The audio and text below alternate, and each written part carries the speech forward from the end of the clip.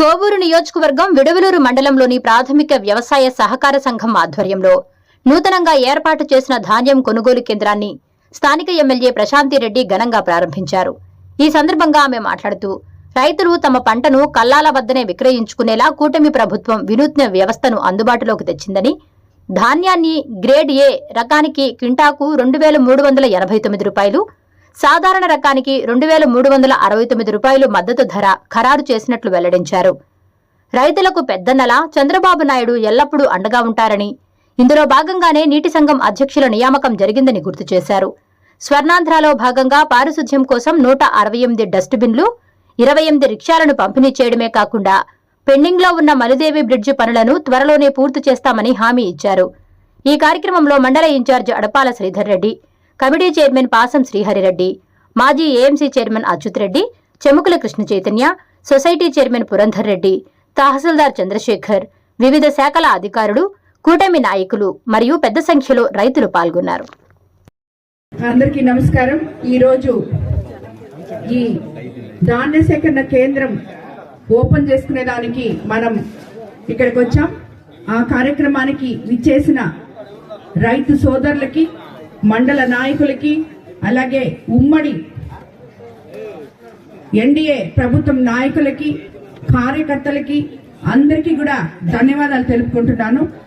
ఈరోజు మన రైతులు ఎప్పుడెప్పుడా అని ఎదురు చూస్తున్న రోజు రానే వచ్చింది. నారు పోసిన రోజు నుంచి పంట చేతికొచ్చేదాకా ఎన్నో ఆశలు పెట్టుకొని ఎదురు చూస్తుంటాం. ముఖ్యంగా నేను ఎమ్మెల్యేని అయిన తర్వాత నేను కూడా మీ మన కోవూరు కాన్స్టిట్యున్సీలో ఒక రైతునే అయినా దాని గురించి నాకెప్పుడు తెలియదు, ఎందుకంటే ఎంపీ గారే చూసుకుంటుంటారు. కానీ నాకు ఇందాక చైతన్య చెప్పినట్టు రైతు సోదరుల గురించి ఒక అవగాహన తీసుకొచ్చిన మనిషి ఎవరన్నా ఉన్నారంటే అది మాతూర్ సింగ్ అన్న. ఎందుకంటే ఆయన పోయిన సంవత్సరం రబీ మనకి పంట వచ్చినప్పుడు నన్ను ఒక్కరోజు నిద్రపోనిచ్చేవాడు కాదు. అమ్మ నువ్వు వస్తావా నన్ను బొమ్మంటావా, అమ్మ నువ్వు వస్తావా నన్ను బొమ్మంటావా అని చెప్పి నా దగ్గర వచ్చి కూర్చునేవాడు, నాకు ఫోన్లు చేసేవాడు. నన్ను తన దగ్గరుండి కలెక్టర్ దగ్గరికి, జేసీ దగ్గరికి, అందరి దగ్గరికి తీసుకెళ్లారు.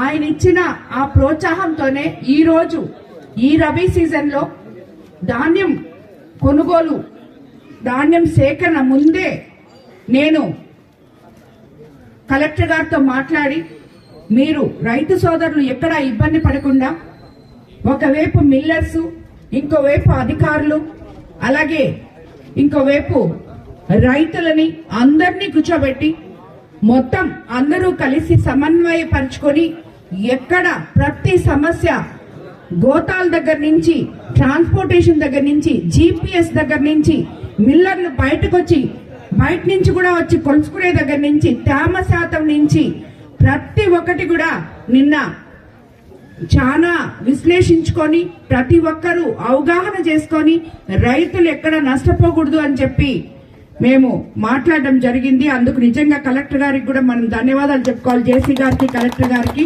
మిల్లర్స్ కూడా మీ కోవూరు కాన్స్టిట్యున్సీకి ఎక్కడ ఏ రైతు ఇబ్బంది పడకుండా మేము చేస్తాము అని చెప్పి కూడా మాట ఇచ్చారు.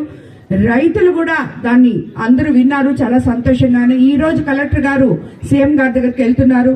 తేమ శాతం కూడా ఏదో ఒకటి ఫిక్స్ చేస్తామని చెప్పి, మీకు మంచి జరిగే విధంగానే చేస్తామని చెప్పి చెప్పారు.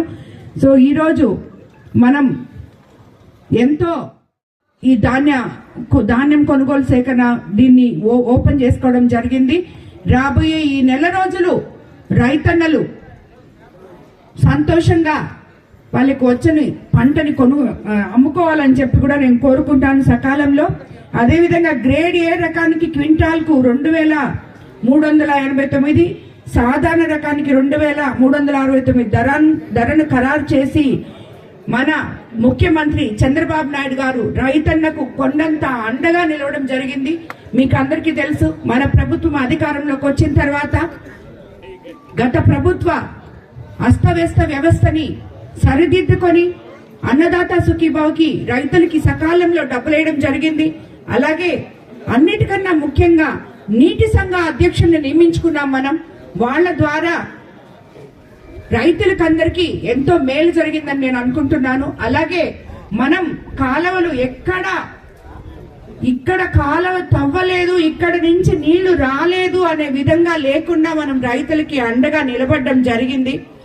అదేవిధంగా ఈరోజు మనం మొన్న ఒక 5 కల్లాలు ఆల్రెడీ మనం ప్రతి మండలానికి ఒక కల్లాం లెక్కన ఇవ్వడం జరిగింది. రాబోయే రోజుల్లో ఈ కార్యక్రమం ఎక్కడైతే అవసరమో కల్లాలు అక్కడంతా కూడా చేయడానికి, మళ్ళీ రైతులు ఇలాంటి తేమ శాతం ఇవన్నీ దానికి ఇబ్బంది పడకుండా కూడా చేయడానికి ప్రభుత్వాన్ని మనం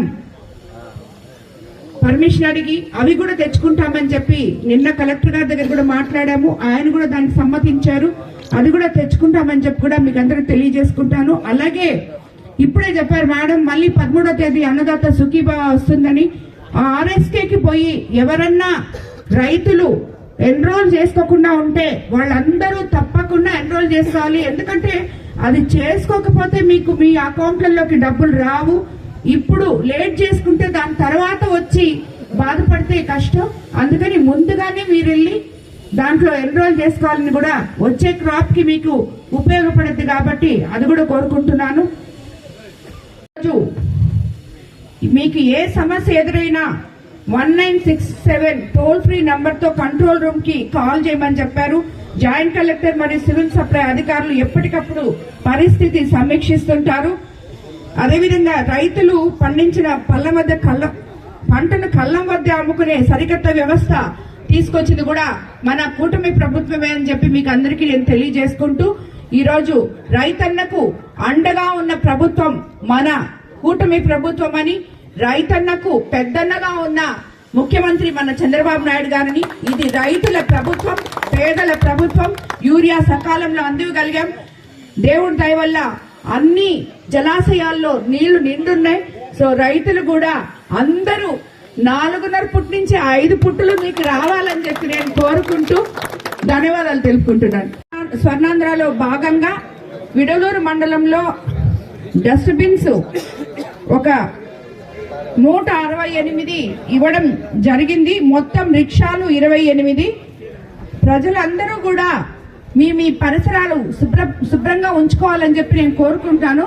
అలాగే మనకు అందరం రైతు సోదరులం అందరం ఉన్నాం కాబట్టి ఒడ్లు కూడా వచ్చేస్తున్నాయి కాబట్టి ఎక్కడైనా ఇంటి పనులు బకాయిలు ఉంటే అవి కడితే మీకు ఇంకా మీ ఊర్లు స్వచ్ఛంగా ఉంటాయని చెప్పి నేను కోరుకుంటున్నాను. ఇది ఎంపీడీఓ గారి కూడా కోరిక కూడా.